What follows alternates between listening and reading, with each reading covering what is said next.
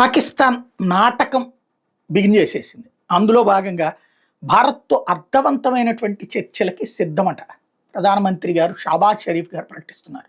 పాపం ఈయన అక్కడ అమెరికా పట్టించుకొని కూడా పట్టించుకోవాలి, ఏకమొక్క తీసేసినట్టు తీసేసింది.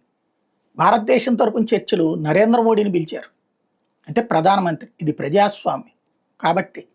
అక్కడ ఆసిఫ్ మునీని పిలిచి భోజనం పెట్టి పంపించాడు, కనీసం షాబాజ్ షరీఫ్ గురించి అడగను కూడా అడగల. ఎందుకంటే ఈడు పప్పెట్ అని.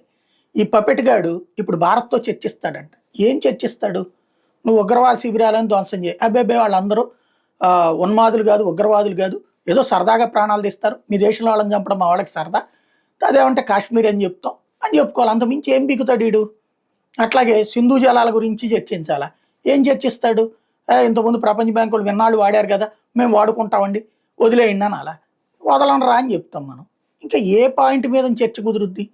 కాబట్టి కాకపోతే ఏదో పాపం వాళ్ళ దేశంలో ఉన్నటువంటి ప్రజలకు చెప్పుకోవడానికి మాట్లాడుతున్నాడు అనమాట.